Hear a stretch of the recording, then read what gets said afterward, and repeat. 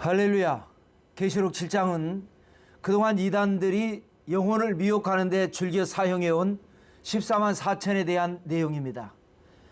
자기들 이단들만이 하나님이 특별한 인을 쳐주셔서 종말의 환란에서 구원받을 수 있다. 그러므로 자기들 교세가 14만 4천이 차면 세상에 종말이 올 것이다. 문제는 이단들마다 대부분 이런 주장을 펴는 것입니다.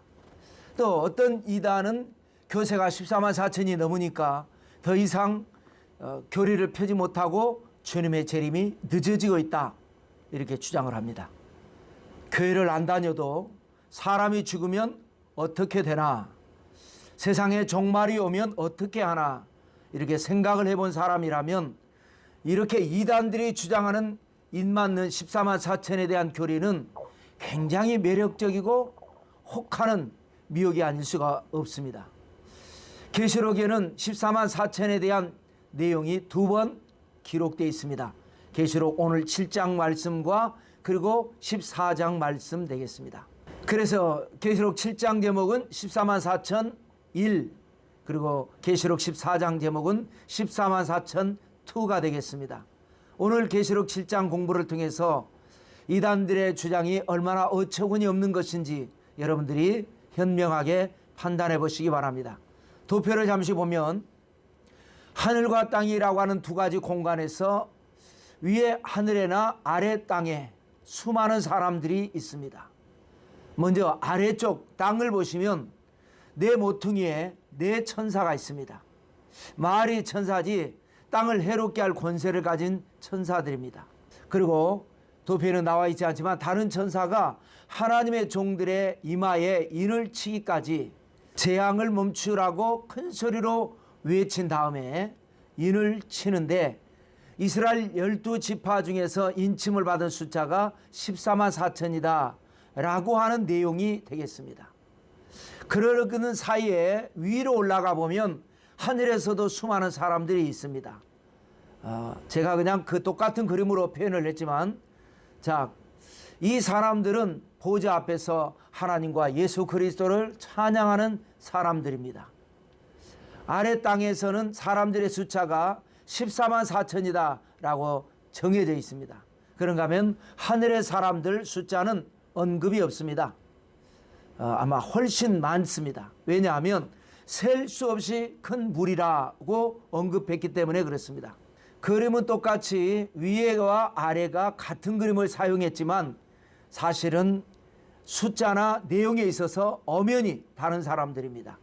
위에 사람들은 하늘에 있는 사람들, 아래 사람은 땅에 사는 사람들, 또 위에 사람들은 환난을 이기고 흰옷을 입고 하나님을 찬양하는 사람들이고, 아래의 사람들은 땅에 엄청난 재앙이 쏟아지기 전에 하나님의 보호를 받기 위해서 인침을 받는 사람들이 되겠습니다.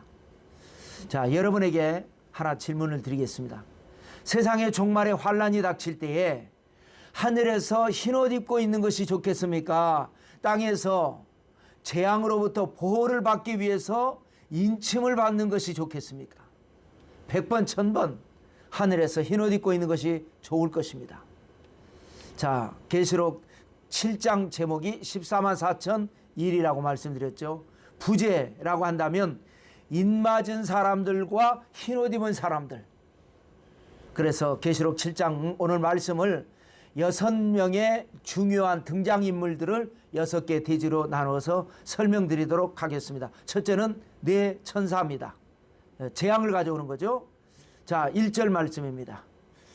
이 일 후에 내가 네 천사가 땅 네 모퉁이에 선 것을 보니 땅의 사방에 바람을 붙잡아 바람으로 하여금 땅에나 바다에나 각종 나무에 불지 못하게 하더라. 이 일 후에, 이것은 뭡니까? 계시록 5장과 6장, 즉 7인 재앙 후에라는 의미입니다.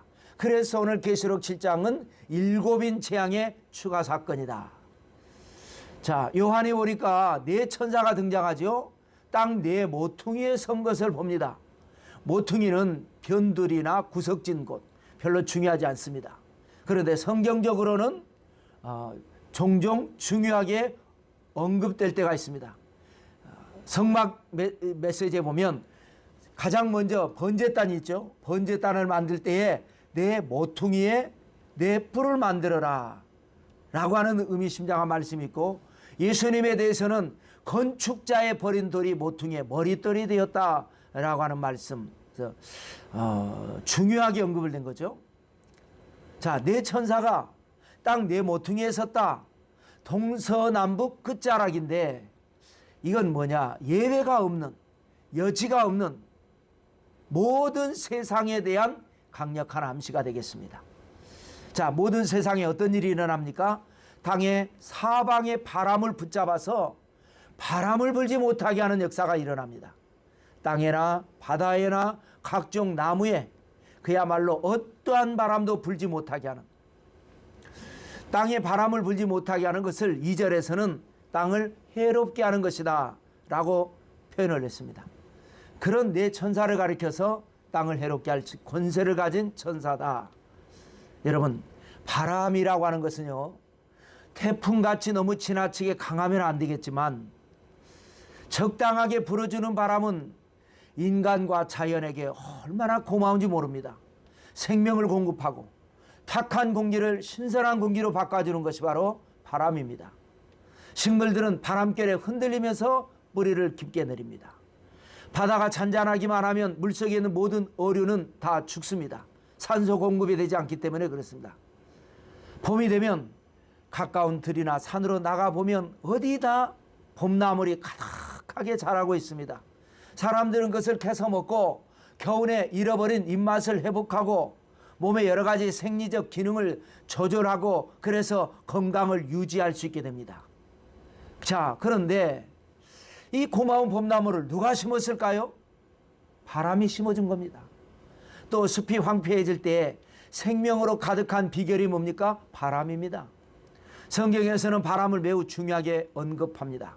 창세기 8장 1절에 보면 노아 홍수 때 그 엄청난 양의 물이 바람이 불어서 빠지게 됩니다. 또 욥기 37장 21절에 보면 바람이 불어 하늘이 말끔하게 된다라고 말씀하고 있고요. 시편 104편 4절에 하나님은 바람을 자기 사신으로 삼으셨다. 심부름꾼이죠. 하나님은 바람을 심부름꾼으로 삼으셨다. 또 시편 147편 18절에는 하나님께서 바람을 불게 하신 즉 물이 흐르는도다. 그러니까 바람이 불지 않으면 물도 흐르지 않습니다. 자, 그런데 내 천사가 가진 권세가 뭐라고요? 땅을 해롭게 하는 권세. 땅을 어떻게 해롭게 한다고요? 바람을 불지 못하게 하는 것. 이 무슨 끔찍한 재앙이 아닐 수가 없습니다. 히브리서 1장 14절에 보면 모든 천사들은 섬기는 영으로서 구원받은 상속자들을 위하여 섬기라고 보내심이 아니냐 그랬습니다. 그렇습니다. 천사는 선한 존재입니다. 또 섬기는 영으로 보내심을 받았습니다. 그런데 여기 분명하게 언급된 것은 뭡니까? 아무나 섬기는 것이 아닙니다. 구원받을 상속자들을 섬기라고 천사들을 보낸 겁니다. 구원받을 상속자라는 말의 의미가 참 깊죠. 구원은 누구든지 예수님 믿으면 받습니다. 그러나 상속은 아무나 받는 것이 아닙니다. 예수님을 믿는 성도 중에서 주님을 섬기면서 시험과 유혹을 이기고 기름 준비가 된 성도에게 상속권이 있습니다. 자, 예를 들어 볼까요? 예수님께서 십자가에서 죽으실 때에 두 명의 강도가 같이 십자가에서 형을 받았습니다. 한 강도는 주님을 조롱했습니다. 그런가 하면 다른 강도는 주님께 기도했습니다. 당신의 나라에 임하실 때에 나를 생각해 주십시오. 그때 주님께서 뭐라고 하셨습니까? 내가 오늘 나와 함께 낙원에 있으리라. 구원받은 것입니다. 그러나 이 강도는 상속자는 아닙니다. 상속자는 구원을 받을 뿐만 아니라 시험을 이기고 하나님의 영광을 위해서 사는 성도와 교회를 가리키는 것입니다. 자, 내 천사가 나타나서 세상에 바람을 불지 못하게 할 때에, 그러니까 아직 구원받아야 할 사람들은 있지만 하나님께 상속받은 성도들은 이제 세상에 없다는 의미가 됩니다. 상속받을 성도는 하나님께서 이미 데려가셔서 보좌 앞에 이른 겁니다. 그러므로 이단들이 자기들이 임받는 14만 4천이다 라고 하는 것은 자기들은 종말의 환란이 다가올 때 데려감을 얻지 않을 것이다. 무서운 환란을 당하는데 그나마 간신히 환란에서 보호받기 위해서 임맞는 사람들이 자기들이다 라고 고백하는 바보 같은 고백입니다. 자, 두 번째로는 다른 천사입니다. 이들은 보호 천사가 되겠죠. 내 천사가 바람을 불지 못하게 하려고 할 때에 다른 천사가 등장해서 내 천사와 달리 좋은 천사인 것 같죠. 2절입니다. 또 보면 다른 천사가 살아계신 하나님의 인을 가지고 해 돋는 데로부터 올라와서 땅과 바다를 해롭게 할 권세를 받은 내 천사를 향하여 큰 소리로 외쳐 그랬습니다. 자, 하나님의 인을 가지고 옵니다. 이는 도장입니다. 하나님 도장을 가지고 옵니다. 엄청난 일이죠. 도장은 증거를 삼기 위해서 개인이나 단체의 이름을 새겨서 계약서에 찍도록 만든 도구죠. 계약서에 도장을 찍으면 어떻게 됩니까? 효력을 발휘합니다. 무한 책임을 지게 됩니다. 성경에 그래서 성경에 보니까 하나님도 도장을 찍는 퍼포먼스를 보여주신 것입니다. 언약의 확실성, 계약의 증거. 자, 도장을 가지고 온 천사가 큰 소리로 외칩니다. 중요하다라고 하는 의미죠. 다급하다라고 하는 의미죠. 뭐라고 외쳤을까요? 3절입니다. 이르되 우리가 우리 하나님의 종들의 이마에 인치기까지 땅이나 바다나 나무들을 해하지 말라 하더라. 우리라고 한 것을 보니까 인치는 천사들도 여러 명인 것 같습니다. 누구에게 인을 친다고요? 하나님의 종들의 이마에 인치기까지. 하나님의 종들이 누굽니까? 이제 좀 이따 보니까 이스라엘 12지파 대표가 됩니다. 5절, 8절 이제 공부할 때 나옵니다. 여기에서 중요한 것은 뭐냐? 이마에 토장을 찍는다라는 겁니다. 성경에 보면 이마에 뭔가를 찍는다라고 하는 말씀이 의미심장하게 곳곳에 숨어 있습니다. 먼저 보면은요, 미간에 표를 삼으라는 말씀이 있습니다. 4번이나 나옵니다. 미간은 뭡니까? 눈썹 미자에 사이간자니까 이마가 되는 거죠. 출애굽기 13장 9절에 보면 무교절을 지키라 이러한 말씀을 하시면서 미간에 표를 삼으라. 이 무교절을 지키라고 하는 말씀을 여기에다 갖다 붙이라는 겁니다. 잊어버리지 않게. 또 출애굽기 13장 16절에는 첫 열매는 하나님 것이다 라고 설명하시면서 이 말씀을 미간에 표로 삼으라 말씀입니다. 나도 잊어버리지 않고 보는 모든 사람, 나를 보는 모든 사람이 하나님이 첫 열매는 하나님 거라고 그랬어. 하나님이 무교절 지키라고 그랬어. 서로 말해주라는 거죠. 또 신명기 6장 쇠마장이죠. 2번 언급되는데요. 유대인 교육으로 유명한 쇠마. 신명기 6장 4절에 보면 이스라엘아 들으라 우리 하나님 야훼는 오직 유일한 야훼이시니 너는 마음을 다하고 뜻을 다하고 힘을 다하여 내 하나님 야훼를 사랑하라. 이 말씀, 이 6절의 말씀을 마음에 새기고 그 다음에 8절에는 미간에 붙여 표를 삼으라. 마음은 속에, 미간은 겉에 하나님을 사랑하라고 하는 말씀을 붙이라는 겁니다. 또 신명기 11장 1절에 보면 그런즉 내 하나님 야훼를 사랑하여 그가 주신 책무와 법도와 교례와 명령을 항상 지켜 행하라 라고 하시고 하나님 말씀대로 살으라고 하는 말씀을 하시면서 이 말씀을 너희 미간에 붙여 표를 삼으라 라고 해서 미간에 붙이라는 말씀이 출애굽기와 신명기에 4번 나옵니다. 자, 성경의 어느 한 구절만 그런 건 아니겠죠. 하나님의 말씀을 이와 같이 모든 말씀, 내가 은혜 받은 말씀, 하나님이 강조해서 나에게 내말아 주신 말씀은 이마에 아주 딱 붙여가지고 다녀라. 표를 삼아라. 이렇게 강조한 것입니다. 자, 또요. 모세가 시내산에서 계시를 받은 것 중에 10계명도 받았죠. 성막 만드는 것에 대해서 받았죠. 여러 가지 계명을 받았죠. 절기에 대해서 받았죠. 그런 중에 제사장의 옷을 만들어라. 복장을 말씀하시는 게 있습니다. 그 중에 복장 중에서도 순금으로 패를 만들어라 고 말씀합니다. 그래서 그 패에다가 금패에다가 성결이라고 하는 글을 써라. 그래서 그 패를 어떻게 하느냐? 제사장의 이마에 붙여라. 출애굽기 28장 36절입니다. 너는 또 순금으로 패를 만들어 도장을 새기는 법으로 그 위에 새기되 야훼께 성결이라 하고 이 패를 아론의 이마에 두어 그랬습니다. 자, 그런데 희한한 것은 계시록 13장에 보면 적그리스도가 등장합니다. 그래서 적그리스도가 사람들 이마에 도장을 찍는다라고 하는 말씀이 또 있습니다. 계시록 13장 16절부터 보면 18절까지 그가 모든 자고 작은 자나 큰 자나 부자나 가난한 자나 자유한 이나 종들에게 그 오른손에나 이마에 표를 받게 하고 누구든지 이 표를 가진 자 외에는 매매를 못하게 하니 이 표는 곧 짐승의 이름이나 또 이름의 수라 지혜가 여기 있으니 총명한 자는 그 짐승의 수를 세어보라. 그것은 사람의 수니 그의 수는 666이니라. 666표를 사람들 이마에 찍는다는 겁니다. 적그리스도가. 이거 안 받으면 매매를 못하게 합니다. 심각한 일이 일어나는 거죠. 자, 그러니까 간단하게 정리하면 세 부류가 있습니다.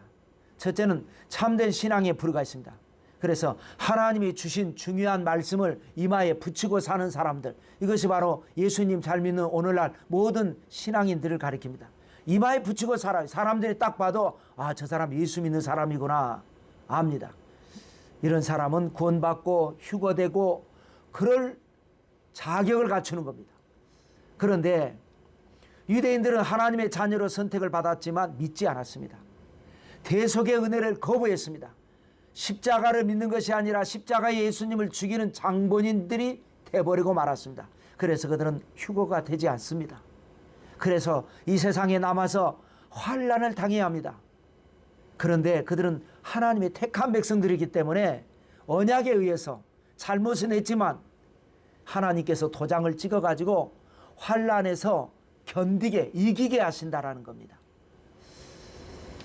그런가 하면 환난의 바람을 타고 적그리스도가 등장할 때에 하나님의 도장을 받지 않고 사탄의 도장을 받은 모든 사람들, 그 사람들은 이제 엄청난 환난의 경험을 겪게 된다, 이런 말씀입니다. 자, 세 번째입니다. 14만 4천 인 맞는 사람들입니다. 아까 위에서 인 맞는 사람이 누군지 여기에서 이제 자세하게 나오는데요. 3절에 보니까 하나님의 종들이라고 그랬죠. 그 하나님의 종들이 누구냐? 4절입니다. 내가 인침을 받은 자의 숫자를 들으니 이스라엘 자손의 각 지파 중에서 인침을 받은 자들이 14만 4천이니 그랬습니다. 자, 인맞은 하나님의 종들은 바로 이스라엘 자손을 가리키는 겁니다. 다시 말해서 교회와 성도는 데려가는 겁니다. 이들은 예수님을 믿지 않았습니다. 그래서 남겨진 사람들. 그러나 하나님께서 언약해 주신 사람들, 그 숫자가 14만 4천이다. 자, 5절부터 읽어볼까요? 유다 지파 중에 인침을 받은 자가 1만 2천이요 루벤 지파 중에 1만 2천이요 갓 지파 중에 1만 2천이요 아셀 지파 중에 1만 2천이요 납달리 지파 중에 1만 2천이요 므낫세 지파 중에 1만 2천이요 시몬 지파 중에 1만 2천이요 레위 지파 중에 1만 2천이요 이사갈 지파 중에 1만 2천이요 스불론 지파 중에 1만 2천이요 요셉 지파 중에 1만 2천이요 베냐민 지파 중에 인침을 받은 자가 1만 2천이라 해서 이스라엘의 12지파, 장자 루벤부터 베냐민 막내까지. 그래서 똑같습니다. 1만 2천 명 곱하기 12지파 하니까 14만 4천 명. 여러분, 이 숫자에 대해서 어떻게 생각하십니까? 자, 민수기는 인구조사를 2번 했다 해서 책 제목을 민수기라고 정했습니다. 그래서 출애굽해가지고 가나안 땅에 출발할 때에 첫 번째 인구조사를 하고 40년 정도가 지나서 이제 가나안 땅에 도착할 무렵에 두 번째 인구조사를 합니다. 그때에 각 지파마다 12지파가 숫자가 다 다릅니다. 1차 조사 때를 보면 가장 많은 수가 나온 것이 유다 지파입니다. 74,600명이 나왔습니다. 그리고 가장 적은 숫자가 나온 것이 므낫세 지파였습니다. 32,200명이니까 가장 많은 유다 지파보다 절반도 안 됩니다. 이렇게 출발을 했습니다. 그런데 40년이 지나고 두 번째 인구조사를 했을 때 지파마다 변동이 있습니다. 가장 많은 인구는 여전히 유다 지파 그대로입니다. 74,600명이었는데 1차가 그보다 좀 늘어서 76,500명입니다. 그래서 900명 정도가 늘었죠. 그런가 하면 가장 적은 인구는 1차 때는 므낫세였는데 아닙니다. 시므온 지파가 돼버립니다. 므낫세는 1차 때 32,200명 아주 적었는데 거의 2배 가깝게 52,700명으로 엄청 늘어나고, 반대로 시므온 지파는 59,300명 꽤 많았는데 2차 때는 가서 절반도 안 되게 22,200명으로 대폭 줄어듭니다. 자, 인구라고 하는 것은요, 역사와 사연에 따라서 늘기도 하고 줄기도 하는 겁니다. 그런데 하나님의 종들의 이마에 인을 치는데 12지파가 어쩜 그렇게 똑같이 12,000명, 12,000명, 12,000명, 12,000명, 그래서 144,000명. 그래서 여러분, 이 숫자는 상징적인 숫자일 것이다. 또 숫자는 여러분 중요한 것이 아닙니다. 장차 환란이 다가온다라고 하는 하나님의 계시와 준비된 교회와 성도는 데려가 주신다고 하는 약속, 그러나 준비가 안 된 사람들은 남겨질 것이라고 하는 경고, 이것이 중요한 것이죠.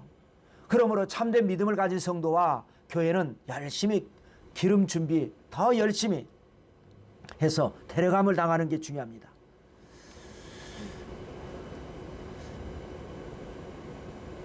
그런데 교리를 설명하고 성경을 해석하는 과정에서 왜 유대인들은 구원을 못 받습니까? 하나님의 선택을 받았던 그들이 왜 버림을 당했습니까?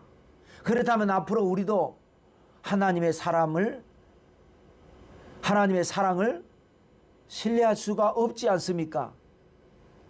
라고 하는 그런 어떤 의문점을 가질 때에 하나님의 절대적인 사랑을 우리가 설명하는 과정에서 그들이 믿지 않았기 때문에 데려갈 수는 없었지만, 선택하고 약속했기 때문에 환란을 이기라고 하나님의 도장까지 찍어주시는 하나님의 사랑을 설명할 수가 있기 때문에 우리가 말씀이 나오는 겁니다. 그래서 다시 말씀드리면 계시록 7장의 상황은 이 땅에 남아서 인침을 받네 못 받네 이런 것이 중요한 게 아니라고 하는 사실입니다.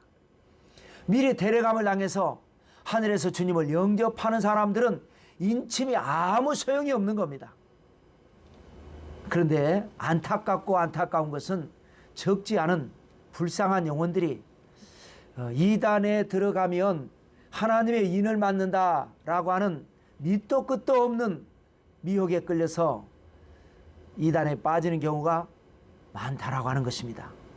여러분, 이단에 빠지지 말고 정통교회를 다니시기 바랍니다. 그런데 왜 빠지는지 참 안타까운데, 시대가 미혹의 시대이기 때문에 그렇습니다. 참이 거짓으로 보이고 거짓이 참으로 보이는 것, 이것이 미혹입니다. 그래서 우리가 깨어 있어야 합니다. 마태복음 24장 4절에 보면 예수께서 대답하여 이르시되 너희가 사람의 미혹을 받지 않도록 주의하라. 많은 사람이 내 이름으로 와서 이르되 나는 그리스도라 하여 많은 사람을 미혹하리라. 데살로니가 후서 2장 3절에 보면 누가 어떻게 하여도 너희가 미혹되지 말라. 먼저 배교하는 일이 있고 저 불법의 사람 곧 멸망의 아들이 나타나기 전에는 그날이 이르지 아니하리라 고 말씀하셨습니다. 자, 네 번째로 갑니다. 흰옷 입은 사람들입니다.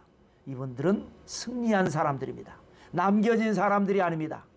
9절의 말씀, 이 일 후에 내가 보니 각 나라와 족속과 백성과 방언에서 아무도 능히 셀 수 없는 큰 무리가 나와 흰옷을 입고 손에 종려가지를 들고 보좌 앞과 어린 양 앞에 서서 그랬습니다. 이 일 후에 또 여기서 보니까 계속 아래 땅에서 그런 일이 일어나고 있을 때에 계속 이어지는 사건임을 강조하는 것입니다. 자, 그런데 땅에서는 14만 4천인데 하늘에서는 셀 수 없는 무리가 흰옷을 입고 하나님을 찬양하고 있습니다. 명백하고도 엄청난 대조의 사건입니다. 하늘과 땅이 대조되죠. 14만 4천과 셀 수 없는 무리가 대조가 되죠. 환난에서 보호받는 것과 환난 자체가 없는 승리를 노래하는 것이 대조됩니다. 여기서 승리를 노래한다라고 하는 표현은 없습니다. 뭘 보고 승리를 노래한다라는 거냐? 손에 종려가지를 들었다라고 하는 표현. 이것이 바로 승리를 암시하는 겁니다. 여러분, 잠언 14장 28절 말씀을 아십니까? 저는 이 말씀에서 굉장한 영감을 나름 얻었습니다. 백성이 많은 것은 왕의 영광이요 백성이 적은 것은 주권자의 패망이니라. 이 잠언서 앞뒤 연결 없이 느닷없이 언급된 말씀입니다. 갑자기 왜 이런 말씀을 기록을 해놨을까? 여러분이 이 말씀에 대해서 어떻게 생각하십니까? 여러분, 다른 얘기를 잠깐 할게요. 십자가 사건, 이것은 영적 전쟁의 신호탄이자 결승폰입니다. 아담과 하와를 미혹해서 타락시킨 사탄에 대해서 하나님은 그동안 오래 참으셨습니다. 그런데 도저히 안 되겠다 판단하신 하나님께서 독생자 예수 그리스도를 통해서 사탄의 권세를 꺾으시고, 그것이 바로 이제 십자가의 능력인데, 그래서 예수 주님께서 십자가에서 내가 다 이루었다 말씀하셨습니다. 다 이루었다. 그러나 아직 끝은 아닙니다. 주님 때로부터 2000년이 지난 지금까지, 또 혹은 주님 다시 오실 앞으로까지 영적 전쟁은 계속되는 것입니다. 사탄과 그의 세력들을 무저갱에 집어넣고 교회와 성도들을 완벽하게 구원하고 축복하실 때까지. 그러니까 이제 현실적으로 영적 전쟁의 핵심이 뭡니까? 주님은 더 많은 영혼들을 천국으로 데려가려고 합니다. 사탄은 더 많은 영혼들을 지옥으로 끌고 가려고 합니다. 이것이 영적 전쟁입니다. 계속되고 있는 겁니다. 그런데 아까 잠언서에 뭐라고 그랬죠? 백성이 많으면 왕에게 영광이 되고 백성이 적으면 주권자 왕에게 패망을 표현하는 거라는 거예요. 그러니까 천국 가는 영혼이 많으면 예수님이 승리하신 것이고 사탄에게 이긴 겁니다. 그런가 하면 천국 가는 영혼보다 지옥 가는 영혼이 많다. 주님이 진 겁니다. 사탄이 이긴 겁니다.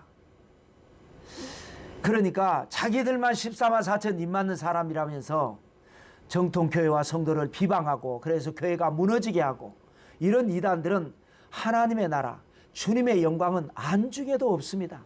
자기들의 삐뚤어진 교리와 욕망으로 사탄의 하수인 노릇 하고 있는 겁니다. 또 중요한 것은 셀 수 없이 많은 큰 무리, 흰옷을 입었죠.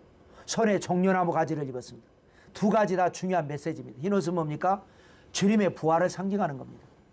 마태복음 17장 2절에 보면 주님께서 부활하실 때에 옷이 빛과 같이 희어졌더라. 또 흰옷은 천사들을 묘사할 때도 사용했죠. 예수님 승천하실 때 제자들이 하늘만 쳐다보고 있으니까 사도행전 1장 10절에 흰옷 입은 두 사람이 그들 곁에 서서 말을 하되, 갈릴리 사람들아 어찌하여 서서 하늘을 쳐다보느냐? 너희 가운데서 하늘로 올려주신 예수는 하늘로 가신 본 그대로 오시리라. 해서 천사들이 흰옷을 입었습니다.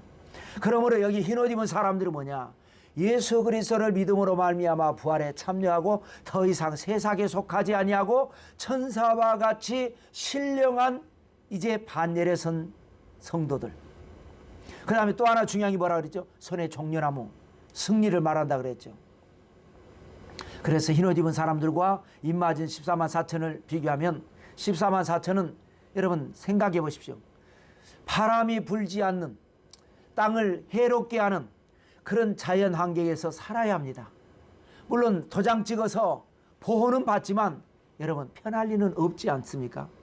그런데 이미 하늘에 올라온 성도들은 흰옷을 입었습니다. 사망 권세를 이기시고 부활의 주님에 동참했습니다. 종려나무 깃발을 흔들고 있습니다. 우리는 승리했습니다. 10절에 보시면 큰 소리로 외쳐 이르되 구원하심이 보좌에 앉으신 우리 하나님과 어린 양에게 있도다. 여러분 이게 찬양의 모범 답안입니다. 이렇게 찬양하는 겁니다. 내용도 기가 막히고 그 다음에 구원은 오직 뭡니까? 보좌에 앉으신 하나님과 어린 양에게 있도다. 여러분 알면서 당한다는 말이 있는데요. 구원은 오직 하나님에게만 있는 겁니다. 모르는 사람은 없습니다. 성도 중에. 그런데 알면서 당하는 겁니다. 그게 뭡니까? 종교다원주의라고 하는 희대의 함정입니다. 한번 이 함정에 빠지면 헤어나오기가 어렵습니다. 세상에 종교가 많은데 왜 꼭 예수님만 믿어야 구원받는다 라고 하는가? 왠지 기독교는 편협한 것 같아요. 다른 종교들은 그냥 적당히 나갑니다. 그저 비슷하고 또 포용하고. 그래서 종교다원주의로 가면, 다원주의라는 거 뭐냐? 이론주의가 오직 유일한 구원이고, 다원주의는 이렇게 해도 구원받고 저렇게 해도 구원받고 뭐 다양한 방법이 있다 이런 것이거든요. 다원주의로 가면 왠지 후덕하고 품이 있어 보이고, 이론주의로 가면 편협하고 좀 고지식한 것 같이 느껴지는 그런 유혹이 있습니다. 그것은 사탄의 함정입니다. 하나님 외에는 구원이 없습니다. 그런데 하나님이 선택한 방법이 우리의 죄를 대신해서 죽으셨다가 사망권세를 이기시고 부활하신 십자가에서 승리하신 예수 그리스도만이 우리를 구원할 수가 있는 겁니다. 자, 다섯 번째, 모든 천사입니다. 이들은 이제 화답합니다. 흰옷 입은 사람들이 구원받은 은혜가 감사하니까 찬양을 하고, 그 찬양을 들으니까 은혜를 받은 천사들이 화답을 합니다.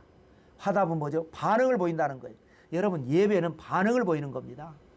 반응이 없는 것은 예배를 보는 것이지 예배를 드리는 것이 아닙니다. 11절에 보면 모든 천사가 보좌와 장로들과 네 생물의 주위에 서 있다가 보좌 앞에 엎드려 얼굴을 대고 하나님께 경배하여. 먼저 이 천사들은 어떤 천사들입니까? 오늘 본문 계시록 7장에 보면 세 종류 천사가 나오죠. 여기까지. 아까는 네 천사가 나왔습니다. 땅에 바람을 불지 못하게 해서 땅과 바다를 해롭게 하는 천사. 그 다음에 그 천사 때문에 다른 천사가 나와가지고 하나님의 종들에게 인을 채야 되니까 그때까지 잠깐 재앙 멈추라고 했던 천사. 그리고 여기 모든 천사, 하나님을 찬양하는 천사. 그만큼 뭐예요? 천사는 종류가 다양하고 많다라는 겁니다. 자, 그랬더니 보좌 앞에 엎드려 버립니다. 엎드린다는 건 뭡니까? 자기를 낮추고 하나님을 높이는 겁니다. 얼굴을 땅에 대버립니다. 진정성 있는 예배와 찬양입니다. 12절 보실까요? 이르되 아멘, 찬송과 영광과 지혜와 감사와 존귀와 권능과 힘이 우리 하나님께 세세토록 있을지어다. 아멘 하더라. 찬양의 내용이 7가지가 다 하나님께 있다고 고백하는 겁니다. 사람들은 이 7가지가 자기에게 있다고 착각합니다. 찬송과 영광과 지혜와 감사와 존귀와 권능과 힘.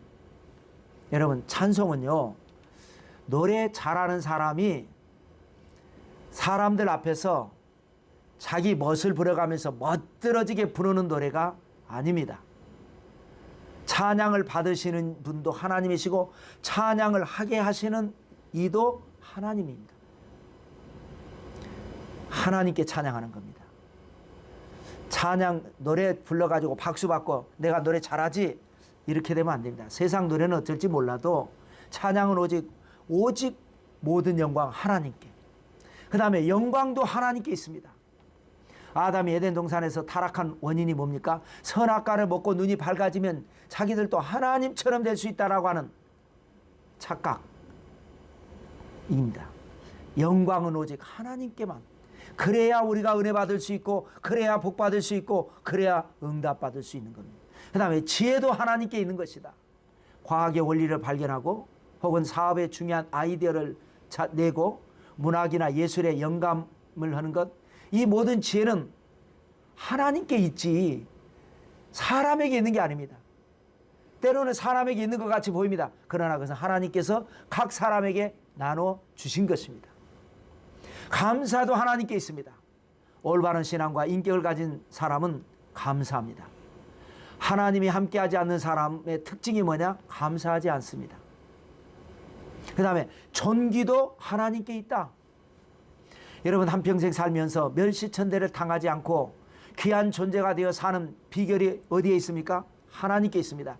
내가 힘 준다고 해서 무시 안 당하는 게 아닙니다. 무시당하지 않기 위해서 큰 소리치고 괜히 그러다 시비 걸려서 더 멸시천대 교도소 가게 되죠.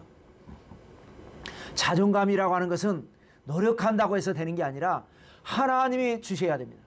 그래서 존귀도 하나님께 있다.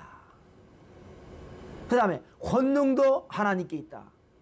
권능은 뭡니까? 남이 하지 못하는 일을 해내는 능력, 그것이 권능이라는 겁니다. 그 다음에 힘도 하나님께 있다.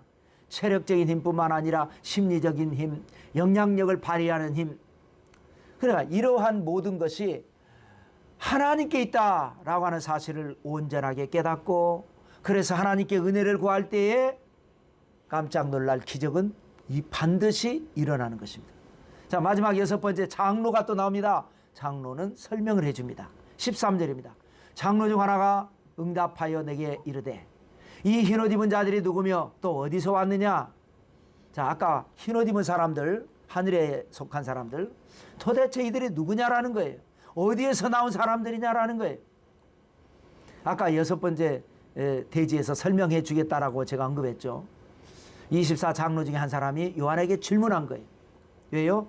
설명해 주려고 하는 겁니다. 이런 걸 이제 질문법이라고 그러죠. 질문을 통해서 설명하는 것. 이들이 누구냐? 요한은 모릅니다. 그러니까 설명해 주려고 요한에게 물어본 것입니다. 성경에 보면 구약 성경에 특히 욥기에서도 많이 나오죠. 질문법이 많이 나옵니다. 14절입니다. 내가 말하기를, 이제 답변하는 거죠. 요한이, 내 주여 당신이 아시나이다. 나는 모릅니다, 이 말이죠. 그가 나에게 이르되, 이는 큰 환난에서 나오는 자들인데 어린 양의 피에 그 옷을 씻어 희게 하였느니라.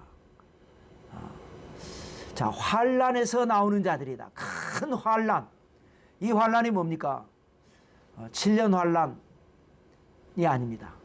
세상에서 그동안 살아오면서 신앙을 지키기 위해서 믿음 때문에 시험과 환난을 겪은 것을 말합니다. 그래서 지상에서 무서운 재앙이 준비될 때에, 땅의 모든 바람을 불지 못하게 하는 그런 재앙이 준비될 때에, 아직 지상에 남아있는 종들을 보호하기 위해서 천사들이 14만 4천에게 인을 쳤을 때에, 그때에 그동안의 신앙생활하면서 시험 환난을 이긴 성도들은 이미 하늘에서 흰옷 입고 승리의 노래를 부르고 있다. 왜 흰옷 입었다고요? 부활의 능력. 원래는 더러웠는데 어린 양의 피에 씻어 희게 하였던 것. 그러므로 여러분, 성경을 제대로 알아야 합니다. 너 자신을 알라라고 했듯이 우리 인간의 죄성도 알아야 합니다. 우리는 죄인이라는 사실을 알아야 합니다. 죄성을 알면 회개하게 되어 있습니다. 왜 회개하지 않습니까? 자기가 죄인이 아니니까 회개하지 않는 겁니다. 죄를 깨닫고 나면 회개하게 되어 있습니다. 회개하면 어린 양의 피로 죄를 씻어주시는 은혜가 있습니다. 죄를 씻으면 흰옷을 입게 됩니다. 그래서 하나님 천국잔치 초대를 받아서 당당하게 들어가는 겁니다. 자, 그러면 죄인이라는 것도 깨달아야 되고, 내 자신을 알라고 했듯이 죄에서 용서를 받았으면 이제는 더 이상 죄책감에 시달리지 않는 자기 자신을 또 알아야 합니다. 이것이 예수님 믿고 구원받았음에도 불구하고 영적 결백증이라는 게 있습니다. 큰 병입니다. 교육심리학에서는 결백증을 하나의 공포증으로 간주를 합니다. 이러한 결백증이 있는 사람은 예수님 믿고 구원받았고 하나님이 나의 아버지가 되시고 나의 모든 죄를 사하시고 나의 모든 병을 고치시고 생명을 파멸해서 구속하신다라는 것을 이론으로는 아는데 아멘이 안 나오고 만족이 안 되고 행복이 안 됩니다. 그러니 항상 기뻐하지 않습니다. 쉬지 않고 기도하지 않습니다. 범사에 감사하지 않습니다. 진정으로 십자가의 능력을 믿는다면 우리는 죄에 대한 결백증을 버려야 합니다. 그래서 장로 중에 한 사람이 계속해서 설명을 하는데 그 설명이 중요하죠. 3가지로 정리하면 하나님과의 관계입니다.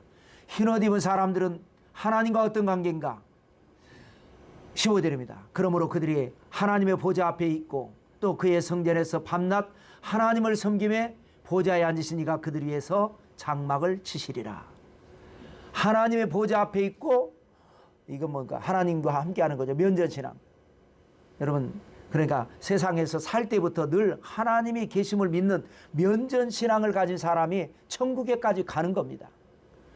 하나님을 면전의식이 없이 내 마음대로 자행자재하고 산 사람은 아무리 직행열차를 타고 무슨 비행기를 타고 무슨 고속철도를 타도 하나님 앞에 가지를 못합니다. 지금 우리가 이 세상에서 예수님 믿을 때에 눈에 보이지 않고 손에 잡히는 것 없어도 하나님이 나와 함께 하심을 믿는 신앙인이 하나님 앞에 가는 겁니다. 그런데 거기 가서 성전에 와서 밤낮으로 하나님을 섬기는 신앙, 이것이 관계입니다.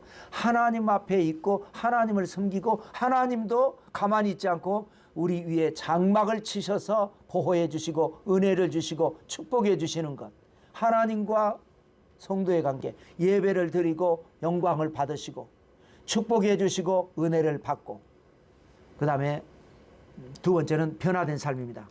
흰옷 입은 사람들의 삶에 어떤 변화가 일어났습니까? 우리에게도 이런 변화가 일어나면 좋겠습니다. 6절입니다. 그들이 다시는 줄이지도 아니하며 목마르지도 아니하고 해나 아무 뜨거운 기운에 상하지도 아니하리라. 하나님의 보호의 장막을 쳤는데 무슨 문제가 있겠습니까? 삶에 놀라운 변화가 일어납니다. 이미 다시는 줄이지 않습니다. 다시는 목마르지 않습니다. 어떠한 거에도 상하지 않습니다. 위험 요소가 근본적으로 없어져 버립니다. 계시록 6장에서 7인 재앙 중에서 셋째 인을 뗄 때에 검은 말이 나왔죠. 그래서 손에 저울을 가지고 나와서 경제 공황, 기근, 굶주림을 말한다 그랬죠. 넷째 인은 청황색 말이 나오는데 사망과 음부의 열쇠를 가지고 있고 검과 흉년과 사망과 땅의 짐승으로 사람들을 막 죽이더라 그랬는데, 이와 같이 어린 양의 피로 씻은 사람들, 어떠한 해의 기운에도 불 가운데서도 다시는 상함을 당하지 않는 겁니다. 그 다음에 그 변화의 비결이 뭐라고요? 이것이 흰옷 입은 사람들의 삶의 변화의 비결인데요. 17절, 이는 보좌 가운데에 계신 어린 양이 그들의 목자가 되사 생명수 샘으로 인도하시고 하나님께서 그들의 눈에서 모든 눈물을 씻어주실 것임이라. 모든 은혜와 축복의 비결은 오직 어린 양 때문입니다. 어린 양이 우리의 목자가 되기 때문에 생명수 샘으로 인도하십니다. 푸른 처장으로 실만한 물가로 인도하시는 주님. 그래서 하나님께서 모든 눈물을 다 씻어주십니다.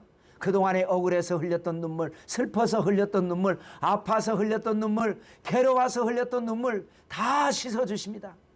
나중에는 내가 언제 눈물을 흘렸던가 라고 잊어버릴 정도로, 기억이 나지 않을 정도로 갚아주시고 보상해 주시는 하나님. 그러므로 여러분 이러한 믿음으로, 온전한 믿음으로 승리하시기를 주님의 이름으로 축원합니다. 다음 강의는 7인 재앙이 끝났죠. 추가 사건 14만 4천도 오늘 끝났죠. 7 나팔 재앙이 시작되는 계시록 8장의 말씀이 되겠습니다. 다음 강의를 기대해 주시기 바랍니다. 할렐루야.